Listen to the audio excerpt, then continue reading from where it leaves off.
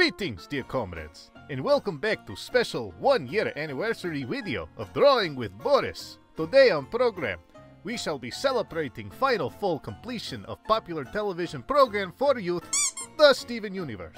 And how do we celebrate the finality of horrid plague upon our houses? Simple. By drawing figure of Peridot, famed neurotic vertically challenged space waffle and Soviet Russia certified best gem in series. Now, grasp firmly in hand your favorite artistic tool apparatus, press sacred Soviet YouTube like button to appease our iron-fisted tech oligarch overlord, snuggle into your favorite doomsday bunker to wait out inevitable Chinese bioweapon pandemic apocalypse, and let us begin. We first produce and punt our visual spearballs, viewing pleasure adequate reference material for figure we shall be recreating. From here, we can deduce not only hilarious misproportioned head-to-body ratio, but also garish, attention-seeking, lime green color scheme and general self-inflated yet delicate ego of figure of Peridot. First step in constructing our art piece is to map out gesture line and basic shape of figure. It is here that we get feel for body position and mood of piece. Remember to allow free flow of line, as it is better communicating energy of pose and self-righteousness of personality that we wish to convey. We do not worry about accuracy of anatomy shape at this step, as that would be putting the missile chassis in front of warhead. If at any time you feel dissatisfied with direction of gesture work, simply banish it. It is no good! And try again.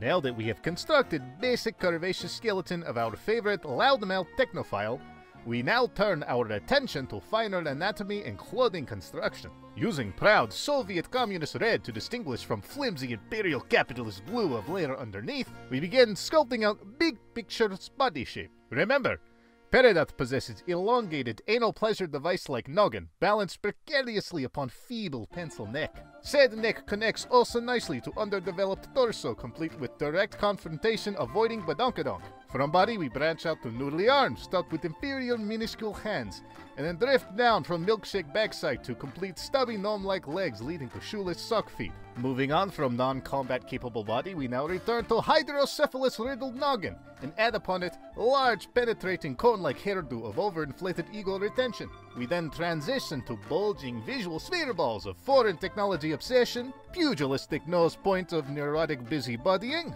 and pouty thin-lipped face hole of self-aggrandizing fib generation. Remember to also add pointed too cool for school sphereball shielding visor and all-important soul-containing gemstone upon forehead, like superfluous cherries upon top of elongated plain Jane face that is the cake underneath.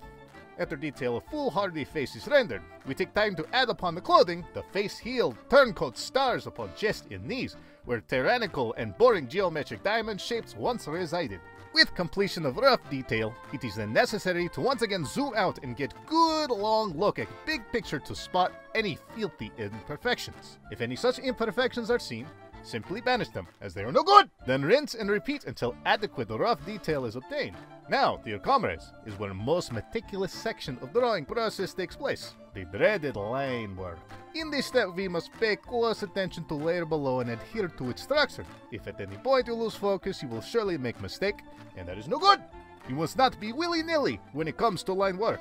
You must instead learn from figure of Peridot and follow her example. Think of line work as ignorant, earthbound, rabble-rousing crystal gems. And you are spastic, paranoid, tech extraordinaire Peridot, and you are here to show inferior life forms the way true gems operate. You must first lull line work into false sense of security, winning over their foolish trust.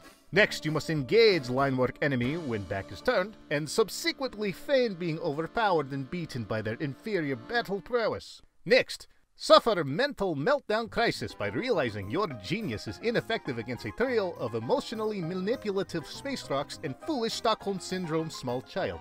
Afterward, you lose all composure and backtalk tall, fascist yellow overlord in fit of apoplexy. Finally, have full mental breakdown and be left with no choice but to acclimate to new environment and forego any sense of previous sanity you had left. And like that, line work has been successfully duped, turncoated, brainwashed, and completed in timely manner. That, dear comrades, is how you fail spectacularly like best jet. With painful line work now over, it is time for temporary reprieve using special technology tool to fill out color base. It is here we revisit character sheet to draw upon color scheme and allow for closest accuracy to ever-changing flimsy representation of figure of Peridot. With easy as peasy technology tool-based colorization completed, we take brief moments to once again zoom out and banish any potential mistakes, as they are no good! With base color complete, it is time for us to bid farewell to little baby toy technology tool and move on to fully grown autonomous adult shading step. It is very imperative not to underestimate shading, as it takes deep understanding of not only shape of figure of drawing, but angle of lighting you wish to utilize. Therefore, it is helpful first to sketch out light source as means of gauging where shadow and highlights will occur upon drawing. Let us draw sun. Perhaps cute little light source sun has happy face, yes? No! Light source sun does not smile. Shading is not for happy baby playtime or namby-pamby ukulele sing-song happy hand-holding crybaby nonsense. Shading is only for experienced and disciplined artists.